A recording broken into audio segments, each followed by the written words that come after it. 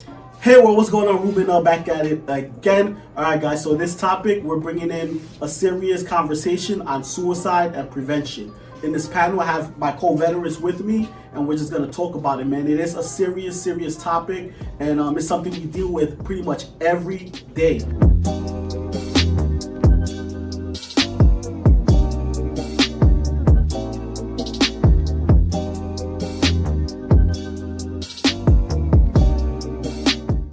Guys, what's up, man? What's going on? Aside from us losing a fellow veteran over at Baruch, it's just one of those things that you just. I remember I saw this post on Twitter. It was, check on your strong friends. Yeah. Even though there are people around, they might seem okay, still check on them because you never know what they could be going through. Definitely.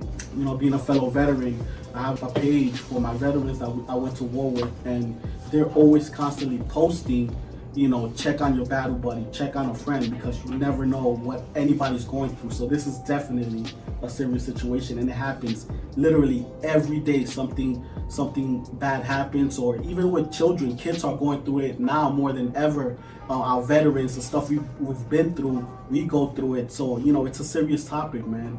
Seriously, for real. You guys have any stories that you guys want to share? I just wanted to say that I think that the problem starts with us really not paying attention to the people that's around us.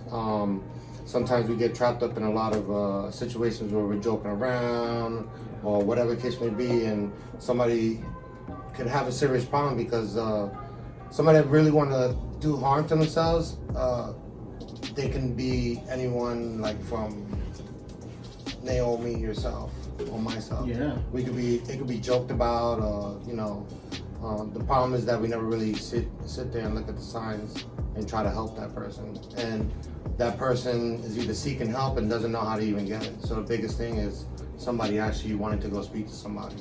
And depression is the biggest thing too. Nobody knows those signs. And I think trying to figure those things out, it helps everyone in the future. That's so true. You have anything to say about it?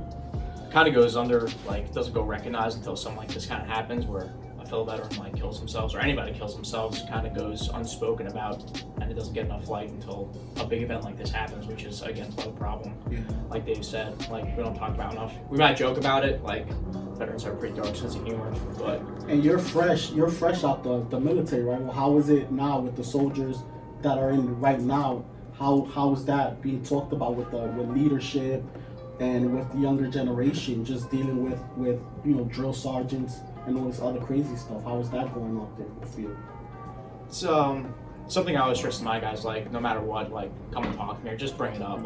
Everybody's got stuff that's going on in their lives, but it's not gonna hurt to bring it up. If that's our job, we're there for you. We're always there for you.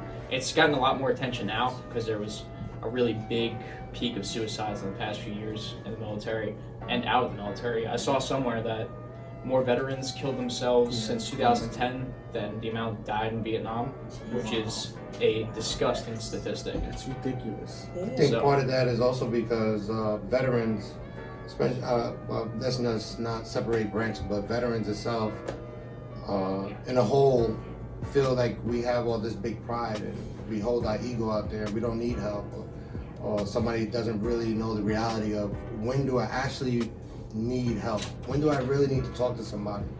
Why am I feeling a certain way, and and I can't explain it? Yeah. A lot of times we have the answers within, but we just don't know how to bring it up. How to express it. And yeah. when the ego comes into that, it's like, I'm not gonna go ask somebody for help.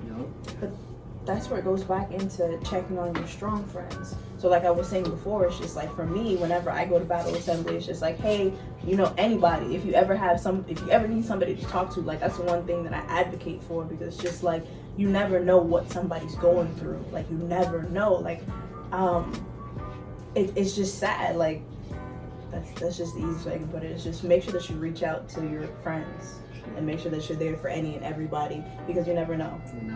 There's no more stigma really anymore. It used to be oh, you're going to therapy, there must be something wrong with you. Nah, man, that stigma is very much fading away, and there's no shame in going and asking for help. Yeah, there's stigma. I mean, it's still there. It is, but it's not nearly as let's say prominent, I guess, for a better word. the problem is That was. that I believe not everybody knows how to handle stress. Everybody has their different ways of handling stress. A lot of people, even I, I could say that I'm a victim to myself, where it's a lot of times I think I can handle a lot of things, but just like when you have a cup of water, you can put all your problems in there, and eventually you fill it up with so much water, it winds up spilling. What do you do after it spills? A lot of people just go back into that cave and try to, do other things, and then naturally our body automatically says that we have to, in order for us to fix this problem, that we have to do this. We have to go to the gym. Going to the gym is not going to solve anything, including, it doesn't even solve anger. Actually, it probably would promote that. But it's a way that we try to utilize something that's going to help us or cope, but it doesn't work. The only thing that will help is actually speaking to somebody. It doesn't have to be a psychologist. It doesn't have to be somebody that's within that profession. It could be anybody, your closest friends or whatever. But I think also the biggest problem that I ever had was that I don't think anybody would ever understand the things that I'm feeling. And majority of the time, I didn't understand what the hell I was feeling. So it took me to be a bigger man and open my mind and just say that, let me give this person a chance and see what solution that they're gonna have for me. But as I've been going and learning along the path, is not what that person could do for me, because I already have the answer. It's just that I'm seeking that refuge to actually sit there and listen to somebody that might have, venting. Venting is a big thing. So, and then you have to have a good relationship with the person that you're actually dealing with. Yeah, definitely. So, and we all put a blind eye because we really don't think nobody would actually do that. But here today, gone tomorrow, somebody could be laughing with you, making side jokes. Oh, what happened? This and that, blah blah blah. And all of a sudden, they taking a dirt nap. And then, and then that piles on to everyone else. And eventually you forgotten about it and moved on. But the biggest thing is that's what, we need to get that help so that doesn't happen. So we can avoid those things from happening. You say you just need to talk about it sometimes. Like, you don't have to go see a professional. Just like talk about sitting it. down with your buddy, Hey, just can I being talk like, to hey, you? this is what's going on. Just talking it out. Like like Dave said, like you have the answers within you. You know what's messed up. You just gotta get through it and dive into it. There's no need for people to just think that, killing themselves is an option. It shouldn't be an option. Life is too precious and it's too short. That's for sure.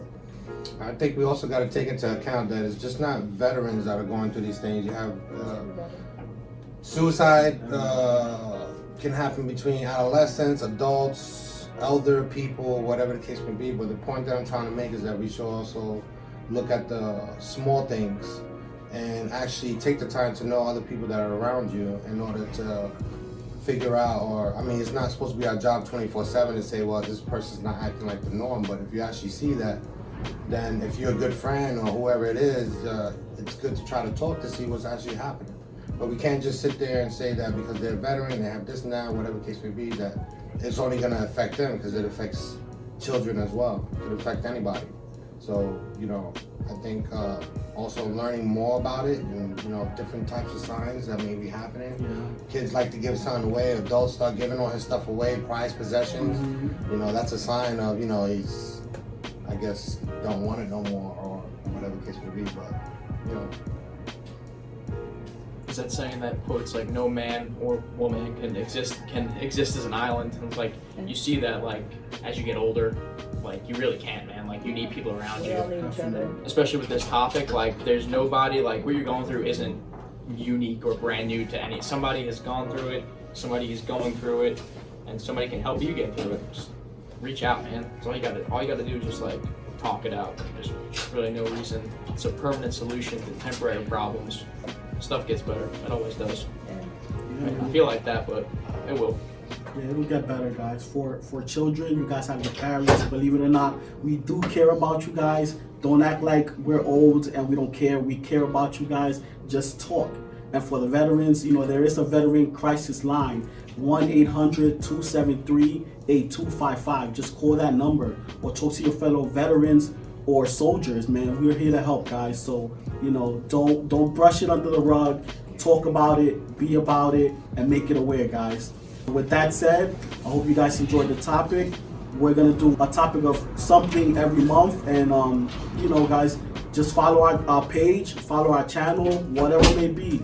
Just stay aware, guys. So Until next time, hope you guys enjoyed the panel, the session. Later.